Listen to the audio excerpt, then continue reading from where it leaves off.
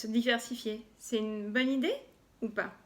Aujourd'hui, j'avais envie de vous parler de diversification. C'est quelque chose que font souvent les entrepreneurs quand ils patinent sur une activité, ils ont envie de la développer, ça met du temps, ils se disent bon bah alors ce sera plus simple de générer du revenu avec une deuxième source d'activité, comme ça j'aurai mes deux sources d'activité et je vais pouvoir gagner de l'argent. En pratique, ça marche pas très bien. Et je vais vous expliquer pourquoi aujourd'hui. Je suis Anne-Laure Julio et je suis la fondatrice de Bloomroad. Ma mission, c'est d'aider des entrepreneurs à améliorer la rentabilité de leur entreprise pour pouvoir mieux en vivre. Et je me suis lancé un défi. Ce défi, c'est de vous faire 25 vidéos pour vous aider à améliorer la rentabilité de votre entreprise. Aujourd'hui, on est sur la vidéo numéro 4. Mais pour voir les autres, il vous suffit de vous abonner à la chaîne YouTube Les Clés des entreprises rentables. Alors, pourquoi la diversification, c'est rarement une bonne idée? Eh bien, tout simplement parce que plus on se focalise sur quelque chose, plus on met son énergie sur quelque chose, plus on maîtrise les méthodes qui vont nous permettre de le développer. Par exemple, si on essaye de regarder, alors forcément là j'ai pas d'exemple, les entreprises qui ont cartonné très vite en général, ce sont des entreprises qui proposent un produit à une cible en utilisant un seul canal de distribution. C'est simple, c'est efficace. Peut-être qu'elles en ont testé 50 autres avant.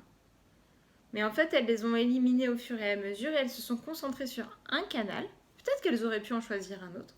Et elles ont optimisé à chaque fois leur processus, par exemple, d'acquisition client par la technique de l'amélioration continue. Donc elles se sont arrangées pour être de plus en plus efficaces et pour être de plus en plus, pour aller vers plus de rentabilité. Le problème, quand on se diversifie, c'est qu'on se disperse aussi. Et du coup, on se retrouve à gérer des fois deux activités avec deux cibles de clients, plusieurs techniques d'acquisition. Et en fait, à force de passer du coq à l'âne, on finit par s'épuiser. On ne sait plus très bien où on en est. Et on est efficace dans aucune des techniques puisqu'on ne la mène pas jusqu'au bout. L'intérêt de la stratégie du focus, c'est de se dire, aujourd'hui, je fais une chose et par contre, je la fais bien. Et peut-être que ce n'est pas la bonne stratégie pour moi et que demain, je vais devoir évoluer. Mais en tout cas, on le sait toujours mieux une fois qu'on a poussé ses idées jusqu'au bout et qu'on a pu vraiment tester, tous les canaux d'acquisition et les tester vraiment à fond. En se diversifiant, on perd un peu toute cette notion de focus de vue, on est moins efficace, on est moins pertinent et donc on est beaucoup moins rentable. Donc, pour une entreprise rentable, soyez focus. Voilà, cette vidéo, c'est la 4e d'une série de 25 vidéos qui sont en train d'arriver en ce moment sur la chaîne Les Clés des entreprises rentables.